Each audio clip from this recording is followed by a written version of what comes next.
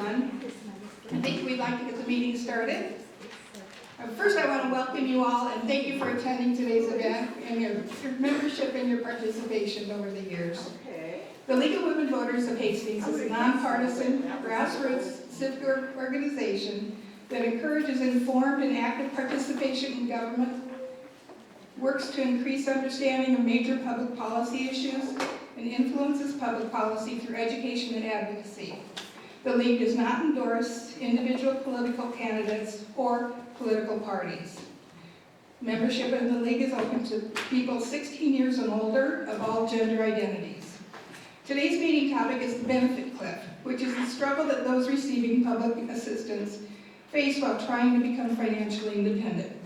Our presenters today are Brady Rhodes and Tami Kucera from the Community Impact Network of Adams, Clay, Nuckolls, and Webster counties. Please join me in welcoming Brady and Tami.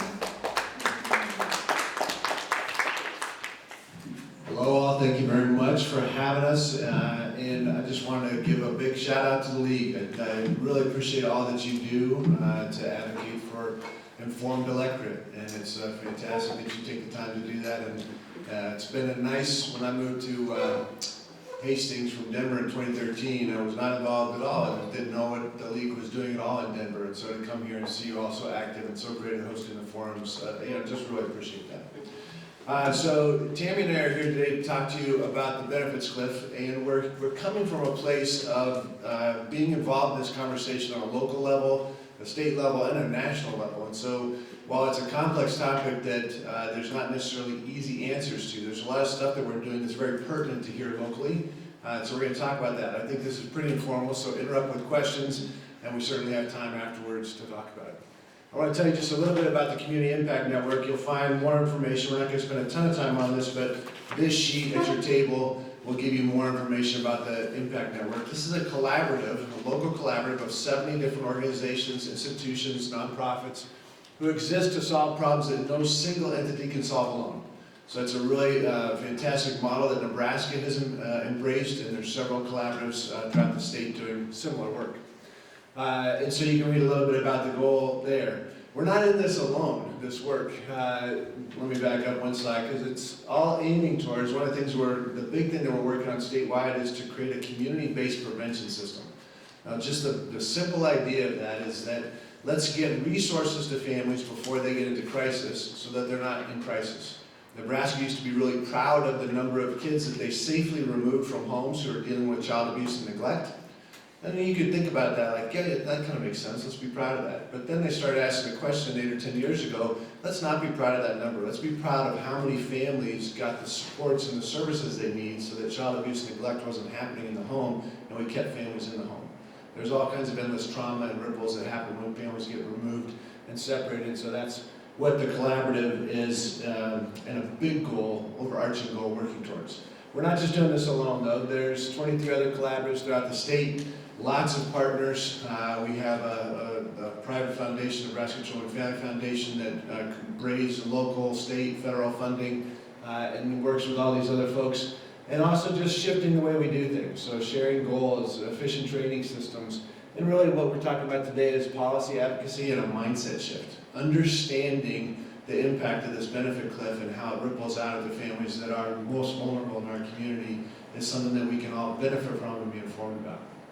The United Way is a key fiscal agent partner for the Community Impact Network, so we're not a 501c3, we're the home for 70 different organizations to move and coordinate and do work through. The United Way acts as the fiscal agent for all that funding, and that's really fantastic because it's such a great mission partner, so the United Way has been a key partner and a player in all of this.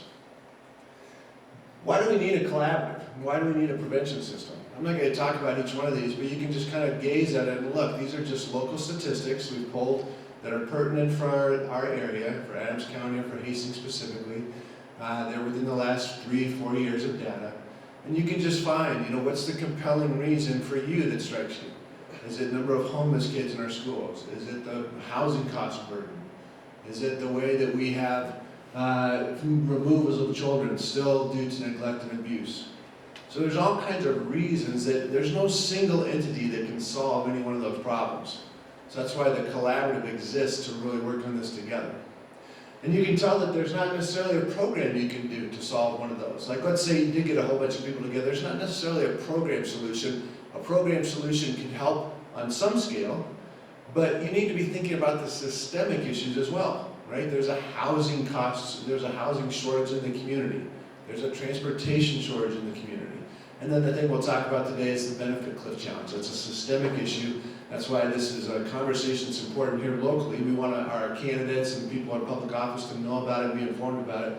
But we also are thinking about it on a state level because that's really where a lot of change is going to happen. And then on a national level for the large federal programs. I'll just really quick just tell you a little bit more about the Community Impact Network. Lots of things we're doing. I won't explain all of this, but there's lots of different initiatives. The one this is most pertinent towards is Bridging Forward. And so Tami's going to talk a little bit about that in just a second here. That's our intensive anti-poverty alleviation effort. And we work with individuals specifically in this program and in another grant that Tami's managing that works with the Qualified Census Tract in Hastings to specifically help families navigate the benefit cliff that you're learning about today. So I'm going to let Tami talk a little bit more about Bridging Forward. There's some great volunteer opportunities at different levels. A little bit shorter. Hello, welcome. I am Tami from United Way, working alongside Brady with the Bridging Forward program. And so what this is an initiative throughout the town working to help with the poverty that we're coming across.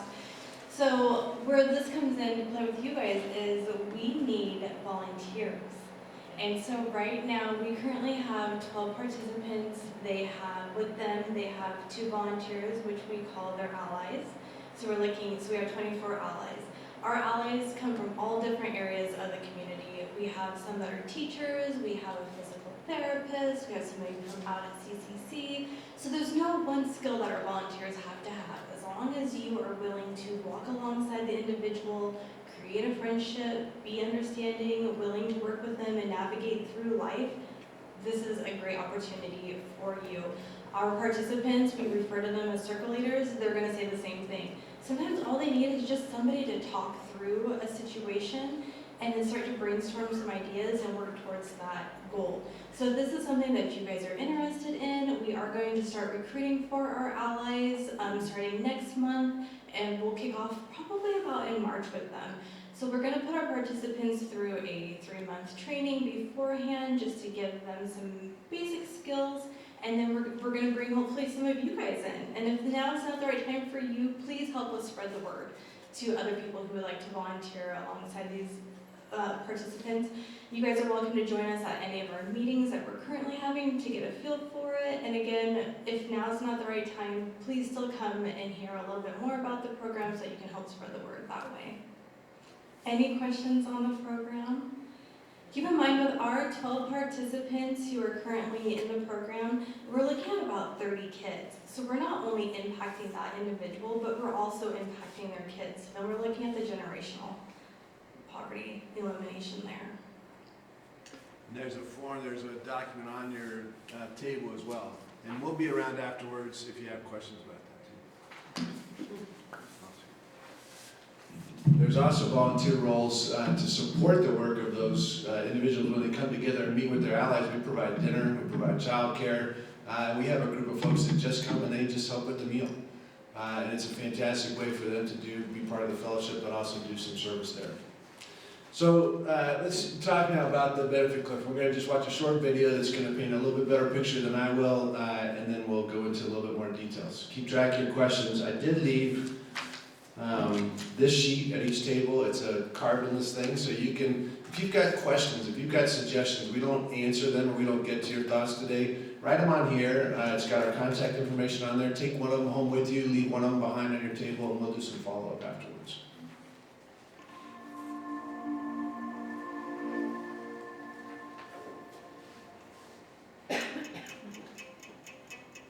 What do you think of when you think of the American dream? It means different things for different people, but for Leah, a 25-year-old single mother of 2, working a low-wage job at a theater concession stand, that dream is to become a nurse, an opportunity occupation in her hometown, offering a salary higher than the median wage. Becoming a nurse could also place Leah on a path with options for professional advancement and help her provide a better life for herself and her family. As Leia starts her journey, costs like educational fees and higher taxes on Leia's pay can actually cause a dip in her income. But over time, Leia's future looks brighter. After taxes, her lifetime earnings are higher. That's part of the American dream, right? Unfortunately, Leia's situation isn't this simple.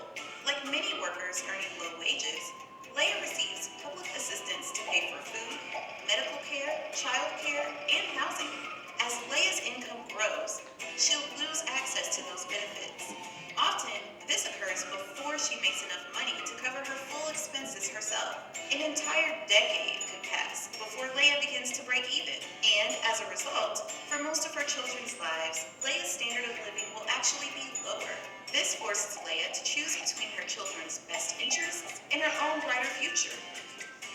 Financial barriers like these can be so daunting. Some people in Leia's situation will give up on their dreams or experience too many barriers to achieve them. This devastating combination of increased pay and the resulting loss of support is called the benefits cliff, and it's a significant obstacle for workers seeking a better life. And make no mistake about it, while Leia is depicted here as an animated character, her story is based on real-life challenges faced by many Americans. As a taxpayer, Leia's situation also impacts you. If Leia could move from her current job to becoming a nurse, the combination of her increased tax contributions and a reduction in her taxpayer-funded support could recover hundreds of thousands of taxpayer dollars over the course of her lifetime. Employers, educators, nonprofits, policymakers, and others could work together on solutions that provide opportunities and pathways, pairing people like Leia with businesses in need of skilled talent, while allowing Leia to work toward financial security for herself and her family. Informed by sound research and thoughtful policy, the right partners could create a win-win situation, empowering Americans like Leia to avoid the perils of the benefits cliff, saving taxpayers money, and increasing the odds Leia, her children, and the rest of us can make all of our American dreams come true.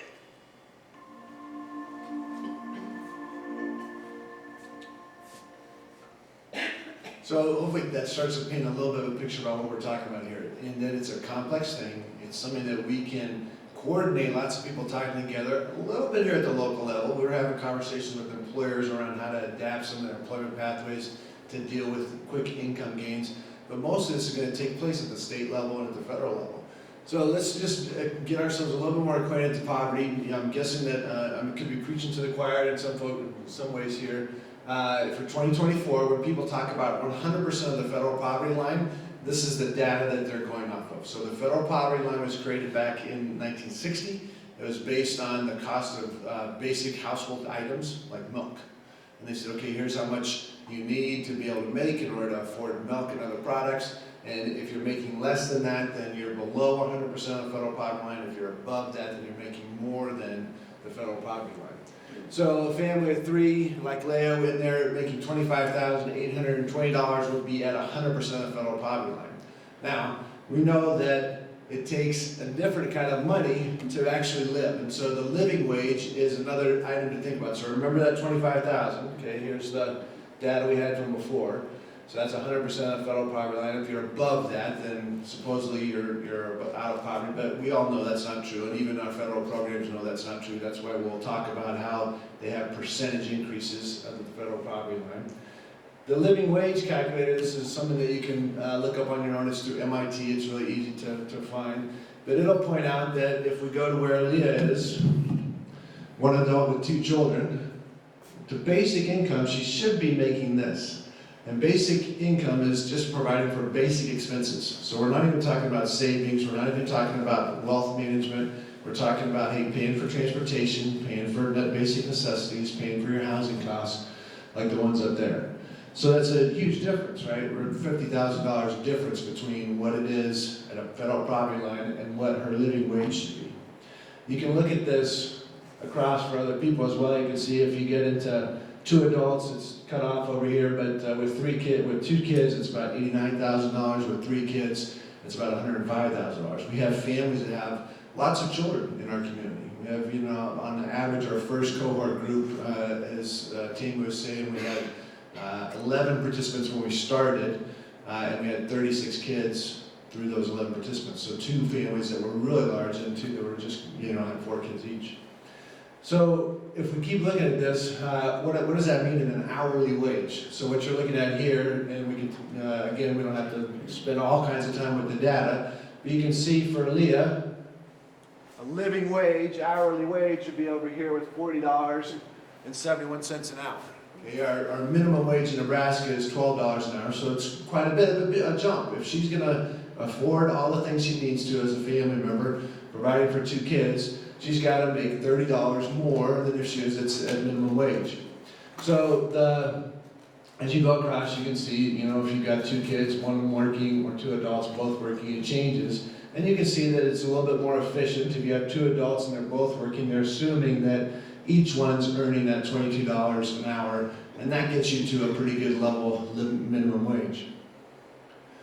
Again, don't get stressed about the money. You can figure this out because this is what the federal programs and the state programs will go off of. They'll look at the percent of the federal poverty line. So again, I'll just kind of look through here. Here's 100% household family size, so this would be the monthly wage, okay? And then the federal programs will start to say, okay, we know that doesn't count for if you need SNAP benefits, if you need food benefits, as long as, if you're at 101%, it's not like, oh, you don't need food benefits anymore. We still know we're not, that number, from 1960 is not relevant today as much because things cost a lot more. So they say, okay, we're gonna keep the number because it paints the right picture. It says, here's the basic idea of what we need, but now let's start to expand that and say, okay, if you're at 185%, way over here, which is what the SNAP benefits, the food stamp program uses, so Leah would need to be making less than this, $3,980 a month.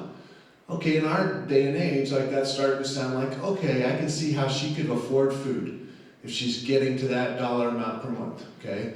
Now keep in mind that living wage calculator, we're still nowhere near this, right? We're still nowhere near that, but that's just something to keep in mind. And so you can see each federal program will have different percentage things that they say, here's where it drops off or here's where it starts to drop off. So let's take a look at what some of those are. Well, so let's go back to, this is what Leah experienced. You saw it on the slide on the video.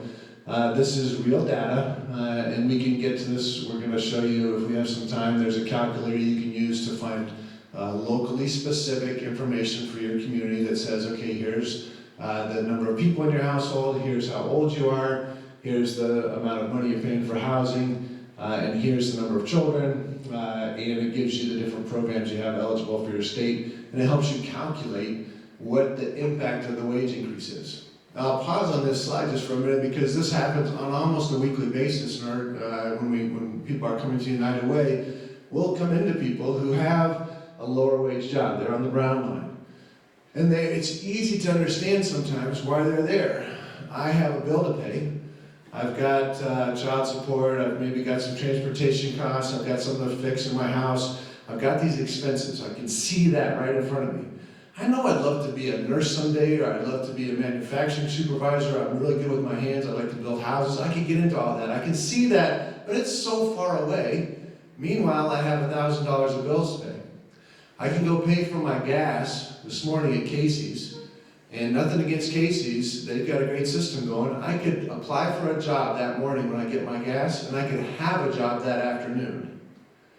What's going to be more appealing to me? I can get a paycheck in a week and start paying my bills, versus somebody, some tall white guy who's sitting here at the United Way office saying, hey, I can get you into a job that's going to put you up here. But that's a couple months down the road before I even have the first paycheck, let alone a couple of years down the road before I get into this kind of level. And I know that this part's going to happen. I'm either going to need to take time off to study, or I'm going to need to get myself skilled in a certain way, or maybe I'm going to start to do exactly what happened to Leah. I take that wage increase, but my benefits start to drop off. So how can I see that, and how can I see my way towards that when I have these bills right in front of me? So it's very easy to think about why people don't choose the eventually good road when that minimum wage road is handling things, I think, right now. That's my perception, is they're handling things. I don't know why some of these colors are getting blown out here, but Anyway, that's interesting. That's good. So again, we won't spend a ton of time on this, but this just gives a little bit more detail. Different career paths for healthcare. Okay, we've consistently had between 80 and 100 open positions at Mary Lanning in the last 5 years. Those of you in the nursing field in the past, okay? Yeah, so it's generally there's 30 to 40 RN, LPN, CNA jobs that are applicable. Part-time, full-time, all kinds of different days or schedules. So there's lots of opportunity for people. If you're interested in healthcare in our community, there's a job for you. And Mary Lanning is going to help hold your hand. If you come in as a CNA, they're going to help you get to whatever level you want where you're really making significant income. It's going to take a little while, but you can kind of see take it off here, the brown line, you can imagine would just keep on continuing, okay? You can kind of see it there. Near minimum wage job. The CNA job, okay, that's kind of appealing. There's a new CNA program at the high school that gets people on a career pathway. That's a little bit better. I can see that moving me along a little bit if I'm doing, working in a minimum wage job. But once I get to Mary Lanning, they're going to say, well, have you thought about being an LPN? Have you thought about being an RN? We can help get you there. But in a couple years, after I've started my CNA track, I'm actually worse off if I start on this RN track because of the decrease in the study time I'm going to need to do, but then also the benefits I'm going to lose. So you can see, even while I'm along this healthcare pathway, it's kind of tough for me to figure out what exactly I want to do, and who knows what life is bringing me at that current moment. All right, so what this is looking at here is the different kinds of benefits, and it's not all of them. I'll just keep taking this microphone out, I better just hold it. So the yellow one at top, this represents Medicaid. And when we talk about the cliff, this is where the cliff falls off. This is for Tennessee, but it's very similar to Nebraska. And they had the best graph I could find. So at about $28,000, this is for a family of 4. I'm going to have to remember that it could be for a family of 3, but you can get the general idea. Your Medicaid is taking care of your healthcare expenses and then very sharply drops off. So Medicaid's one of the worst in terms of the quickness that it leaves you. And that's when you hear the stories of somebody gets a 25-cent an hour raise, and now all of a sudden their costs expand by $500 or $600 a month. It's because of often Medicaid, or the second one is, the purple one is the child care assistance. So Nebraska's done a lot of creative things around this, and there's been some legislation that expanded that limit from 135%, which it was in 2021, to 185% of the federal poverty line. So that was a really bold move by the state. It really made a difference. It put us among, not the top, but it really helped us expand as a state so that people could afford childcare. Same thing though, you can see how it's doing its job. It's helping pay. If I'm not making a lot of money, okay, it's helping pay for my childcare so I can have that job. But over time, if I make a little bit more, all of a sudden it's gone. It's not a gradual drop off. This is a little bit gradual, but not too much. I'm getting some help, now I'm not getting any help. We have a specific stories, I can come up with 3 or 4 where somebody's not working because they know as soon as I take that job, I'm going to have to pay more for my childcare than I'm making the wage. The other ones are represented here. Let's see, TANF. There's not a lot of folks in our community that get TANF, and there's a lot of problems with TANF, but that's it's actually not represented up here. That's why it's here. It's because there's no, it doesn't work very well. There's a lot of states that are working on TANF, including Nebraska. SNAP benefits is the brown one, and it goes into this area as well. So SNAP benefits actually do a really nice job of helping people pay for food, and they don't fall off very dramatically, so that works out really well. And then these bottom ones over here are tax breaks. So child and dependent care tax credit, the child tax credit, and then the earned income credit. That's all these down here. So those are helpful, and they stay with families for a long time. Unfortunately, you don't see those month to month, right? You see those over time at the end of the year whenever you're getting your taxes. Again, interrupt me if I'm moving too fast and you want some more information. Let's talk about just how they're organized, and then we'll go into some things that people are doing to impact them. You can kind of see how they have different benefits are organized by the function they play in supporting workers' lives. So there's things that supplement income. Okay, so those tax credits we talked about. If I'm not working, if I'm working and I have a couple of kids, but I'm not making a lot of money, I'm going to get a break at the end of the year because I have this tax credit. Paid sick leave is a good thing that we can do locally with companies to advocate for folks that are impacted by the benefit cliff, so I appreciate that they put that in there. Reduced costs of living expenses and support essential needs, so the biggest one in our community is housing benefits. There is, you can get a Section 8 housing voucher. We don't have enough vouchers available in our community to pay for the people that need them. There's consistently a waiting list because Hastings, it's really the Hall County Housing Authority, is given a certain number of vouchers. And they're sometimes specific to the individual, sometimes they're specific to the program. So if I have a housing voucher that's specific to the individual, what that means is it goes where I go. If I rent a home in Hastings and I move and I go to Grand Island, that voucher will travel with me.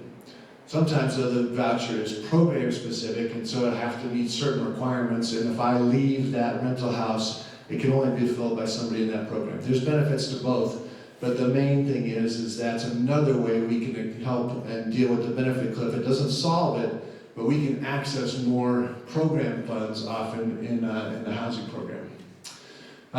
Child Care and Development Fund, so that's a scholarship, or it's not a scholarship. We have local scholarships here, so that's one of the ways that our local community has helped navigate the benefit cliff for families, is providing a separate child care scholarship. This one is a subsidy, basically. So you have, if you qualify from an income level, the market rate for child care is $833 a month. The subsidy pays for about almost 2/3 of that if you qualify. And then there's Medicaid, things that you can do to protect income. Again, these are things locally as a state we could be doing. Paid family medical leave, long-term disability insurance, workman's compensation needs a lot of help. Unemployment insurance is generally something that got tapped into and gets tapped into. Tons of people don't take advantage of their employer IRAs and retirement plans, so that's another way that benefits play into the role. So here's some of the challenges, and this is part of the solution to the benefit cliff is helping educate not only employers but also people. These are just a few that I pulled out. There's a quarter of the country's workers, I should say relying, are relying on public benefit system at some point each year, but $140 billion go unclaimed. So there's something broken about how we're educating people and having people understand what their benefits are. They're there for a purpose, right? Like the system may be broken in some ways, but the benefits provided meet a real need. 9 million residents qualify for benefits that they're not receiving. 62% of full-time employees don't really feel confident that they know all the benefits offered. And this last one, that's a Nebraska number, 45% do not understand their benefits. So if somebody's able to say, like, hey, here's the things you're receiving, like it is a complex thing, it's tough to know. And I'll show you a little bit when we talk about all the different categories. Here's just one that I pulled out that, remember we talked about TANF. TANF is in trouble all across the country, and the whole idea of it was if you have kids and you're unemployed or you're employed at a very low level, TANF was designed to provide temporary cash assistance. And in every state, there's unused funds, and states are trying to figure out what to do with that. Nebraska, in fact, this is one of the local ways that we're trying to advocate for things. Nebraska has millions of dollars of unused TANF funds. I think it even says it up there, doesn't it? It's over $100 million in unused TANF funds. And so they brought us in to be part of a working group to come up with ideas about how to use these funds and not just keep using the broken system. But Nebraska's way down there at the end in terms of people who apply for this don't receive it even though they fit all the qualifications. But that's really actually across the country. Tennessee is doing some really cool stuff around it. So when I think about the advocacy work that we're trying to do locally in the community, it's just stay informed, like, hey, what are other states doing? So we can then recommend to our state legislature, hey, here's some great ideas, and it's going to take authorization on your level. We can't do anything here, but here's ways that this works, and we can prove to you that this is going to be a benefit because we're working with people on the ground level. Some things that Nebraska has done recently, and I didn't get too frequent or too recent here, but 2021. Increase the income eligibility, so that, remember that federal poverty line percentage, so that you can qualify for SNAP even if you're making higher wages. Transitional child care assistance, so that's again that 485 was really impactful for families that raised that child care assistance to 185% of the federal poverty line. And then this is an interesting one, but again, a local thing that we can do. We can start to disqualify some things that we've been counting as income and say, let's not count that as income. So that allows even though I'm making more money in my bank account, it doesn't appear to be that I'm making more money, and so that I then qualify for more programs while I'm helping get a leg underneath me. There's some employers actually who are starting to do some unique things around this where they're banking wages. So we haven't had anybody here in Hastings community do this, but let's say I'm working at Marion Landing and I get a raise. I could say, and this would be one of the things I want to try and work on, could I bank that wage, that raise? Don't give it to me right now. I need 3 or 4 months to save up for what I'm going to know I'm going to get hit by those benefits dropping off. So save that raise for me for 3 months and bank it for me. 3 months later, I'm going to get that raise. Great. Now I'm ready. I've got my finances in shape, and I can start to pay for the child care expenses. I can start to pay for my housing increases, and I've budgeted myself appropriately. That's some of the stuff that Tami's working on, is just helping people create some financial stability and literacy so that they can budget for changes when their benefits shift. Last couple of things here, and then let's ask some questions. So this is an example of where Nebraska sits. Again, the color's a little bit off here, but in 2020, to get child care assistance, you had to be less than 130%. Legislature moved and passed that to 185%. There really made a huge difference. And you can see where some other states are though as well. So Kansas, Colorado, everybody's shifting to, hey, we're realizing that child care is one of the biggest expenses for families. And you know, rightfully so, and we don't actually pay the right amount for child care these days either. So one thing that Nebraska's done that's getting there to a place where it's starting to make a little bit more sense is just since 2023, iServe is a platform that Department of Health and Human Services uses. You can go on there yourself.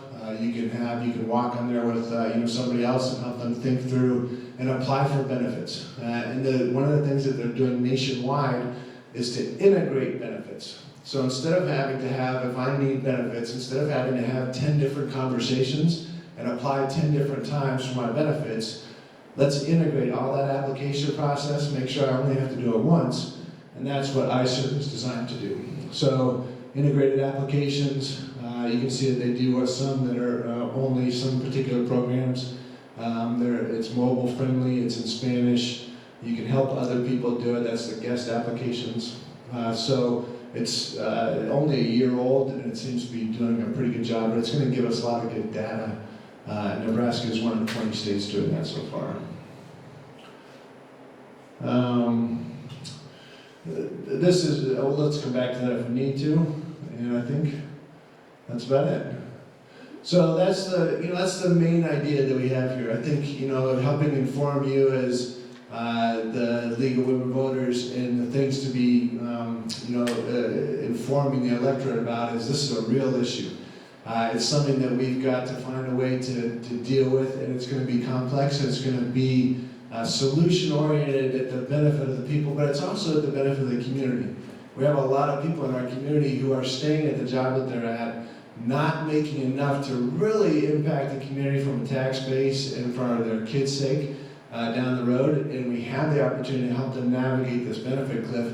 If we can get a little bit creative, and if we can think through some of these strategies, then they can start saying, yeah, that nursing job is within reach, and I can navigate that little dip where I've got people who can walk alongside me.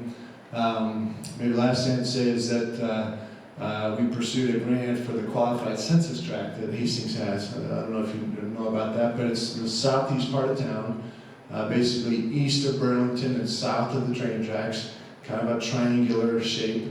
And that's been identified from a state level as underserved, higher poverty, blighted in some ways. And so we have a grant that we applied for through the United Way, and a portion of that grant is designed specifically to help people navigate the benefit cliff. So Tami's taking in folks and working with people who are saying, hey, I live where I work here, and I need a little bit of assistance so I can stay working. It's actually a talent acquisition grant, so a workforce development grant. The whole idea being that our employers in those areas need to have employees who are not dropping off because, hey, I can't afford childcare assistance. So Tami can knit together some funding for a little bit of time to help that person navigate that drop, and then we can get them back in budgeting a little bit more appropriately to handle that expense. I'll stop there. I talked a lot, but hopefully that made some sense. If you got some questions, I can come around with the mic, or we can just chat. I don't know if there's anything else that you want me to hit about here. Yeah. How important are computer skills? Are most of these things online applications, ISER? That's a great question. Do you have an answer to that one? Are you talking about with the ally, on the online part? ISER is Just the one, apply for certainly these. all the programs. Yeah, They all online. You want to talk to the mic? I would say it's pretty minimal, and what use you do need with technology with your computer is somewhat easy to navigate at a different level. If it doesn't work for you, I'm willing, or anybody else in the office would love to sit with you and help you work through that for sure. So don't let that be a barrier by any means. We'll work through that together. I do think you're right, that you've got to have your ducks in a row. You've got to have some documents. You've got to have, hey, here's the tax return from the previous years. You've got to be keeping track of these things. You've got to have, is it possible to do on my phone? It's probably possible, but it's probably a pain.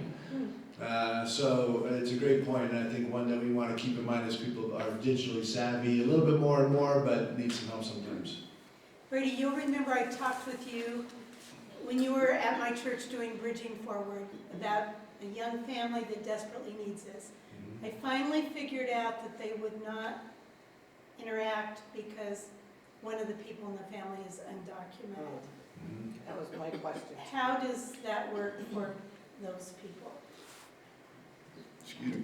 So there are some things to do. So you can there's things that we can do within the community to support people that are undocumented. A lot of the benefits will not come if you're undocumented, so that's a real danger.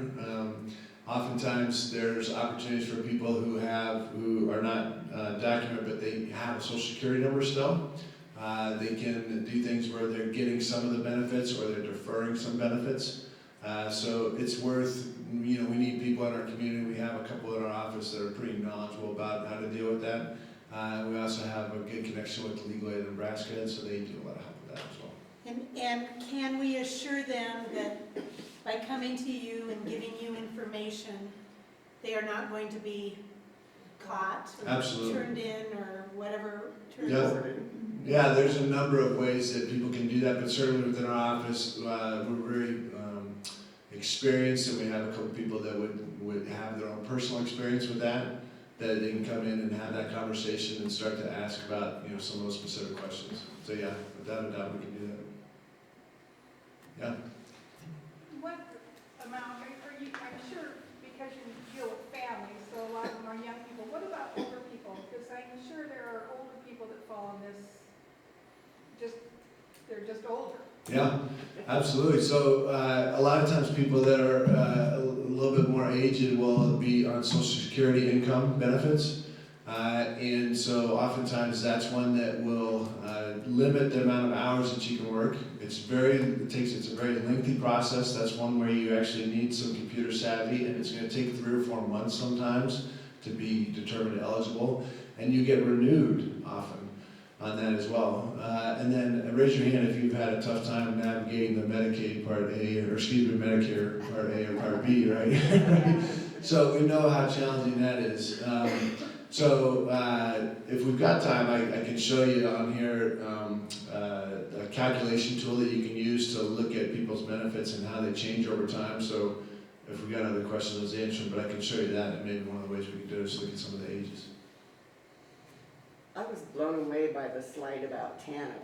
Did I understand correctly that only 1 out of 10 applicants in Nebraska are accepted? Maybe I didn't read it right.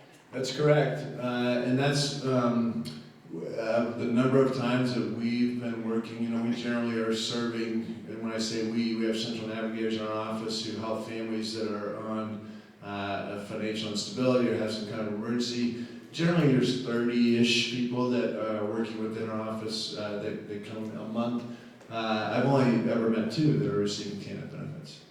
So it says, wait, I think it says they're, I thought it said they are qualified. Where did I read that? But yet they don't get it. Why? That's a great question. I think the part of the problem is the TANF program itself is overly complex. You have to prove you're working or not working.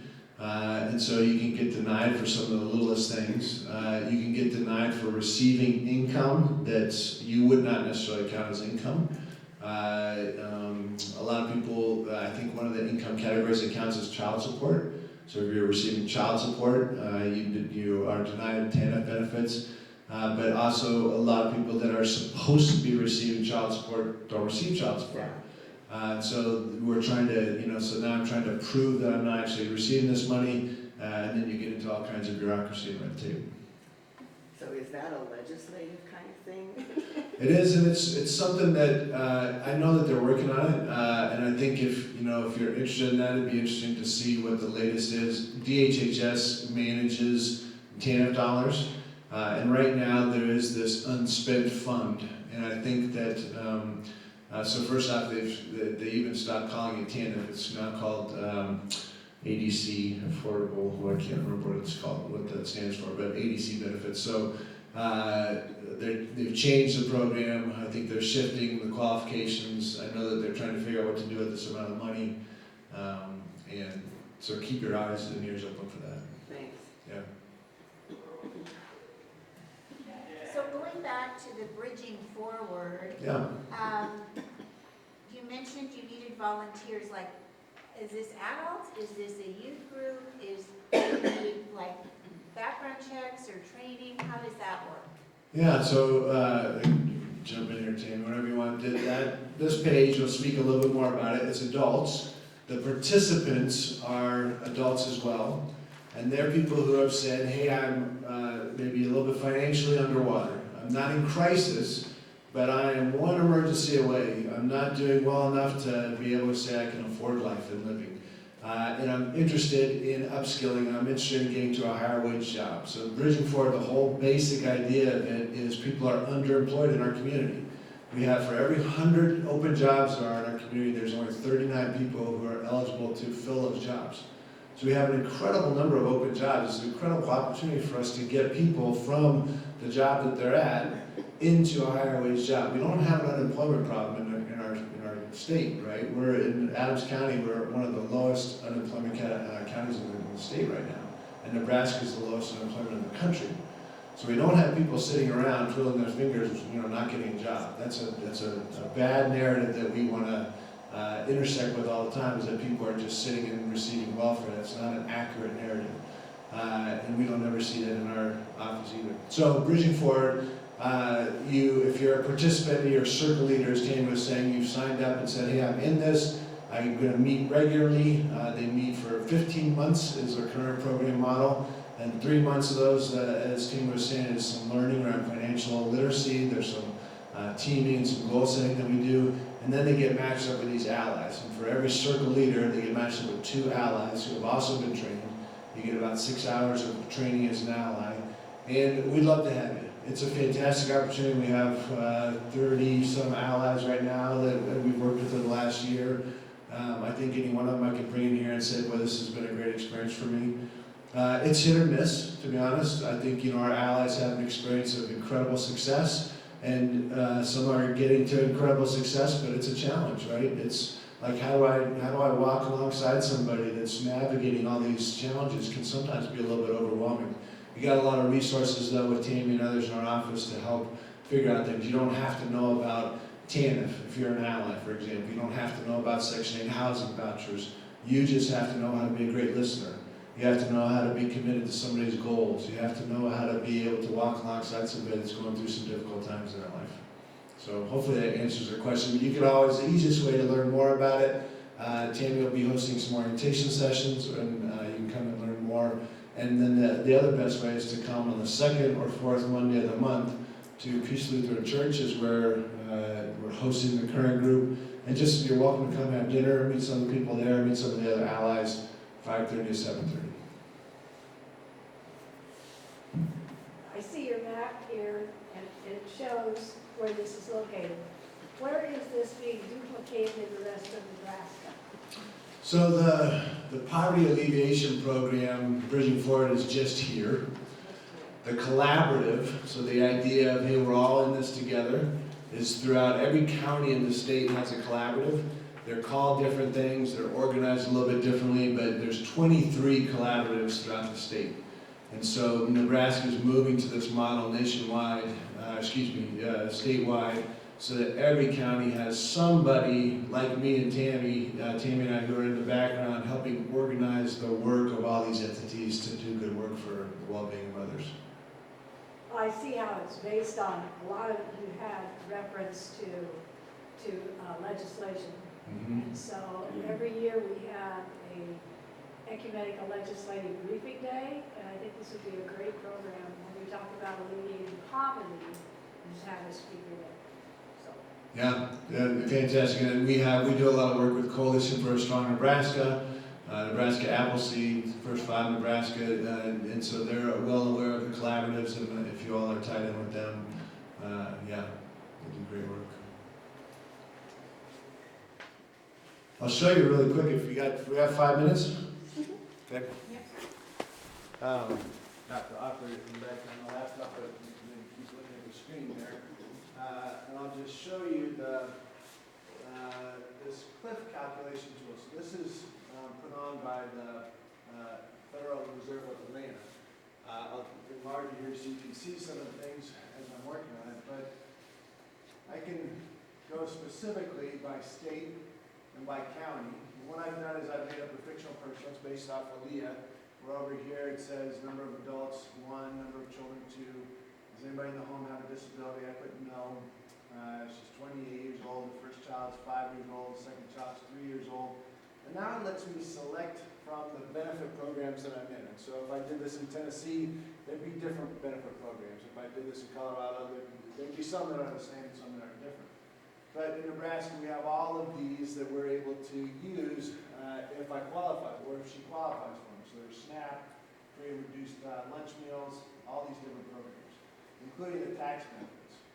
And then over here, I can add, okay, here's Leah's current wage. So making minimum wage, $12 an hour, 30 hours a week. Let's just say it wasn't working full time. But it doesn't necessarily have money in savings account, doesn't have income from other sources. You can see I'm kind of checking all these boxes. But let's say that we help Leah find a way to get to a $15 an hour job and give her more hours. So that should seem like, okay, I'm making a big jump. I should be getting quite a bit more money. It doesn't work out quite that way. Her total family budget is going to increase by just $5 a month. And if we spend a little bit of time looking at where that is, we can see, okay, here's the income that I was making before, $1,441 after taxes. After I made that jump, I'm getting more money, quite a bit more, $2,949, so that's a $1,500 income gain. Boy, I'm doing great, this is fantastic. But my public assistance drops off by quite a bit. And one of the things that we'll see is that our taxes, my tax breaks that I'm also getting, I'm not receiving those until later either. So you can get down even more specifically here. You can see that Medicaid is the big thing that got dropped off right away, $507. So now she's getting, paying some money to get into the Affordable Care Act insurance. She's still getting Medicaid for her children, but now lost a big chunk of her Section 8 housing voucher. Okay, so you can see why it'd be so easy for somebody to say, I'm not going to work more, but I'm not going to work at a higher rate. You can keep looking, and all this information's out there. It's really easy to get to these tools if you want to. Let's just go ahead and say, well, let's do better. Let's find, if she stays working at Mary Landy, let's go up to $20 an hour. And we can recalculate this. I'm going to teach a little while.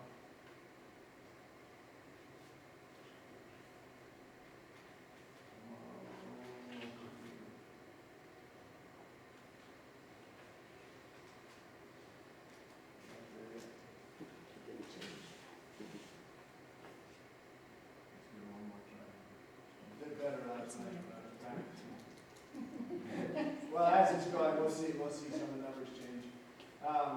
You can see some of these other things that drop off, so, I'm losing my earned income tax, she's losing her earned income tax credit. Some things are staying the same, it's not, you're actually getting more back from your child tax credit. So some of these things are hitting you right away, some of them over time. The food benefits dropped off right away.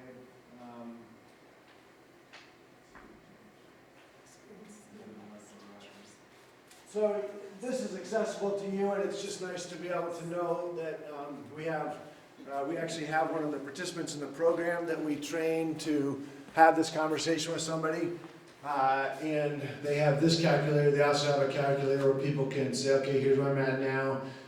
What job should I be looking for that's open in my community? Manufacturing would be a big one here. You can get Hartwell Renewables is a new employer east of Central Community College. Their starting wage is $25 an hour. So that's entry-level work for people. If we can get people there, there's also benefits with that. There's also retirement income. So those are things we want to start getting people navigating to. It's this kind of short-term thinking that I'm used to. If I've been somebody that's in poverty, it's very difficult for me to see that far out. So that's why the allies are so important. Whether it's allies and volunteers or allies like Tami who are just walking alongside people and saying, we can get you there. It's going to be a little bit tricky for a couple months, but you're going to be much better off, and then your family's going to be much better off. So these are up there. If you want, I can maybe send the links out, but if you search Cliff Tools, C-L-I-F, don't put another F on it, but Cliff Tools, you'll get to this page. Is that in any state or just in Nebraska? It's in any state. They've made it in any county even. So if you did this for Omaha, it'd be different than Adams or Scottsbluff or something. Thank you all so much for being part of this conversation. It's great to know that you're interested, and we'd love to keep talking about it. And Tami and I'll stick around if you'd like to learn more. I will just lift up this.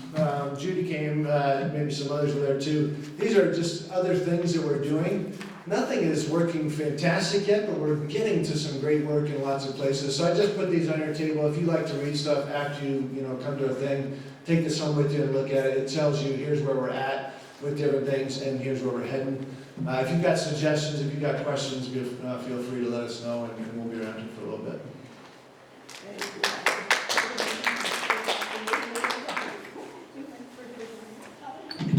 Thank you both.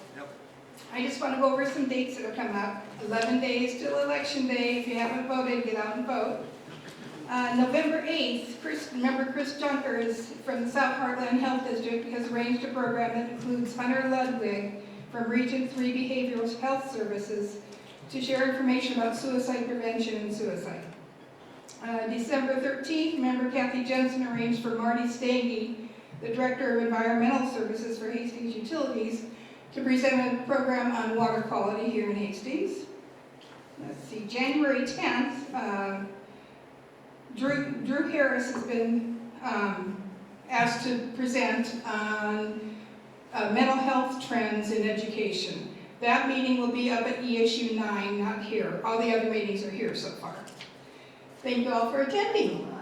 Elaine, could we tell people about these? Maybe other people have places to put them. Because I